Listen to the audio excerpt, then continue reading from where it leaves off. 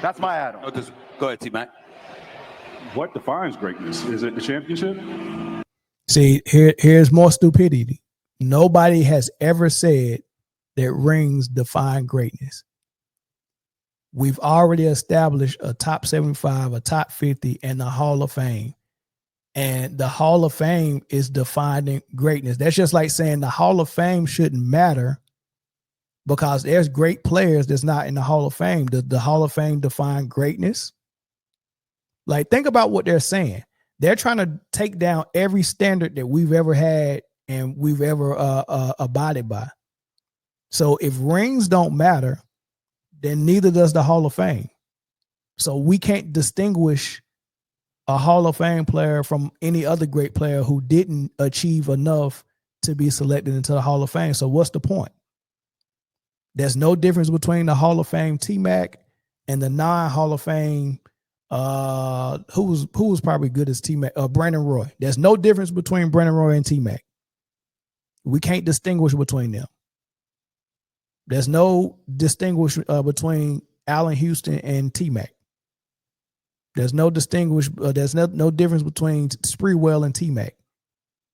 Because we can't call T-Mac a Hall of Fame and Sprewell not a Hall of Famer because they both great players, so they one and the same. That's the danger that they're getting themselves in by saying the ring standard is not even a standard no more. Let's take that down. Then let's take down the Hall of Fame standard as well. Right?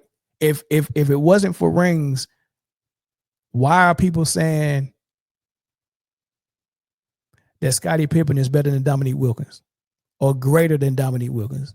Last time I seen a top 5 or a top 10 small forward list of all time, Scottie Pippen is ranked very high. And he was a number 1 for 1.5 years. 150 games 1 year, was second in MVP race. The next year, his team was almost out of the playoffs and Jordan had to come back to save him. So what are we using to say Scottie Pippen is better than Dominique Wilkins? What are we using to say Bill Russell is a top 10 player? What are we using to say Bill Russell is better than David Robinson if it's not the rings? What are we using to say Steph is better than KD? Didn't y'all tell me that Steph won without KD? He's got 2 without KD, and KD has 0 without Steph. So that's why Steph is better than KD, even though when we watched the game and when they was on the same team, he deferred to KD, and KD was obviously the best player, just like Wade deferred to LeBron when he came to Miami. So what are we using to say Steph is better than KD if it's not the rings? Steph is better than KD because rings.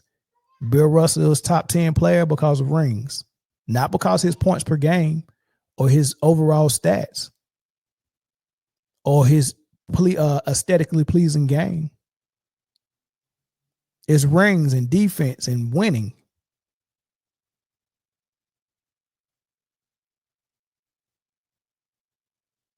So when did we stop counting rings? How is Pippen better than Dominique or Elgin Baylor? Like, I've seen Pippen ranked higher than Elgin Baylor and Dominique on the list. Last time I seen the top 5 small forward list, it was they had LeBron, they had Bird, they had Dr. J, they had, I can't remember who 4th was, but they had Pippen 5th. How does Pippen get better than Dominique, Elgin Baylor, Melo? How the hell? Melo was a number 1 his whole career. Got more points than Pippen. How the hell is Melo not better than Pippen if it's not rings? Like, seriously, explain that to me. How is Pippen better than any small forward that's great, like Melo, Paul Pierce, Elgin Baylor, Dominique Wilkins? How is Pippen better than those guys without the rings? Explain that to me. Oh, and they got Pippen ranked over Durant. How's Pippen ranked over Durant as a small forward without the rings? Durant might have been that 4th one.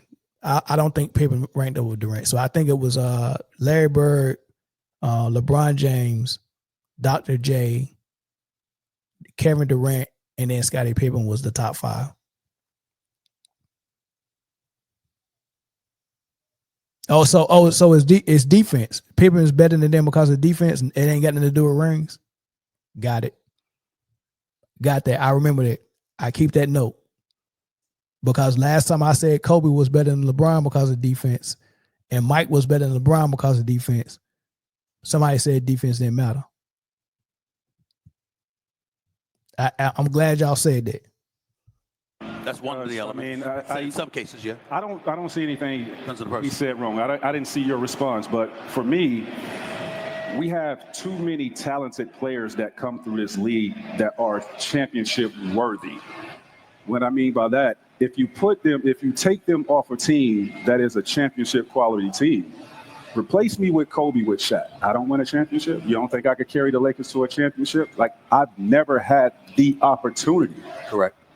I felt like if I was put in that position to win a championship, I damn sure would show up and do what I do in the playoffs to elevate my team to that level.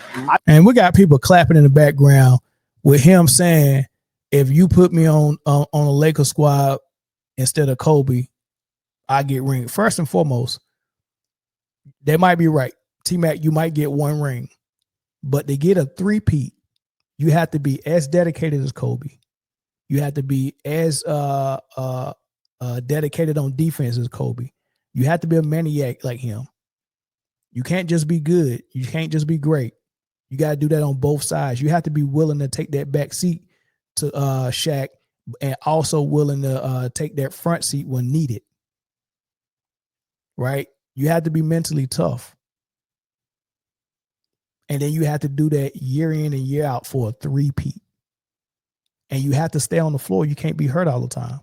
Between your knees, your back, your shin, your ankle, you trying to make it seem like if you just switch Kobe with T-Mac, that he's going to get a three-peat, and then they're going to give Shaq away, and then they're going to bring in Pau Gasol, and then you're going to go to 3 more straight finals and win 2. This is the same dude who, when he was in Orlando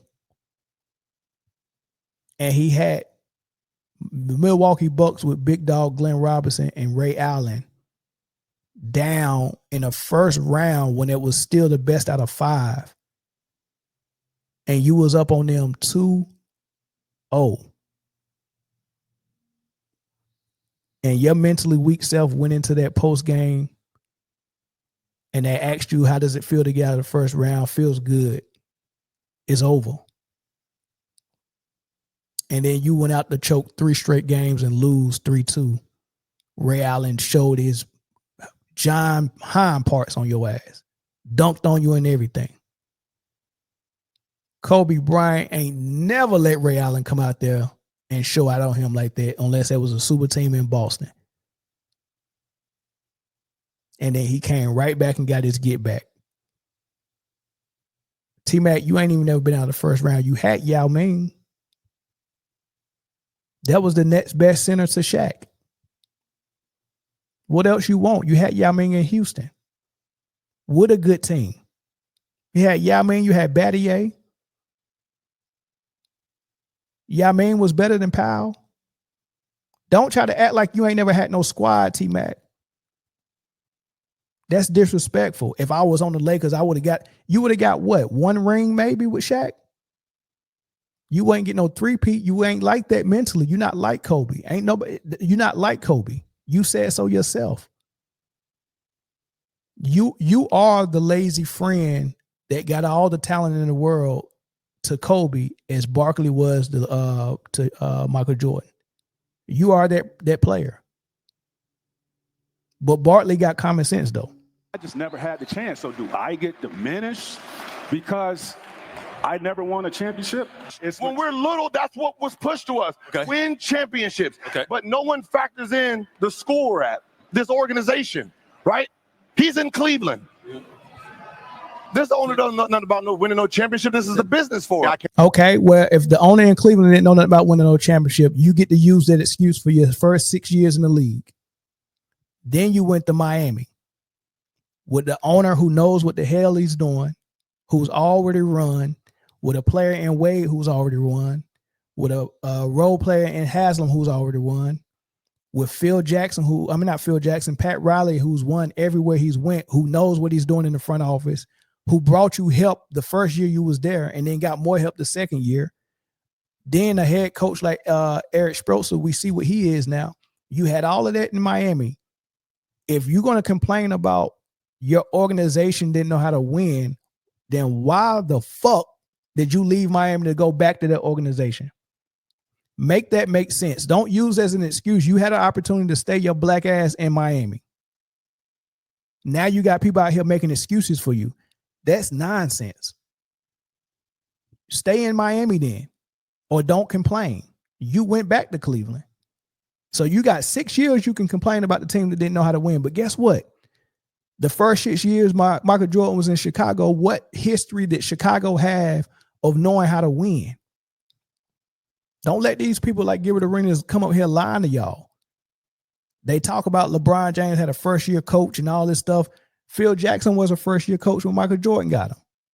And Chicago didn't know how to win. So the difference in Michael Jordan's first 6 years and LeBron's first 6 years, they both went to teams that didn't win before, didn't know how to win. They ain't won after he left. And he took a first-year coach to the finals and won. And three-peated. And then took a break and came back and three-peated again with that coach. Gilbert got to stop lying. Who cares if Cleveland didn't know what they was doing? Neither did Chicago. But Michael Jordan turned it around. I ain't going to say Michael Jordan did it, but he was part of the big puzzle piece that turned it around. I can't afford him. I can't afford him. I can't afford him. You're forcing the player to think about his legacy first. Right. Then he leaves. Right. Right? If you're in Los Angeles, you're in Boston, you're in Chicago. I've never seen one player. Right. I've never seen one player in Los Angeles say, I want to leave, besides Dwight Howard. All right, it's nonsense. He left Miami. Okay. If we want to give him an excuse for his first 6 years because of Cleveland, you was in Miami for 4 years with a super team. You underachieved. You got 2 out of 4. You should have got all 4. Couldn't get it. Not even a three-peat. KD and Steph almost did that if it wasn't for injury. You couldn't even do that. The widest margin of victory in the finals against San Antonio. That's insane.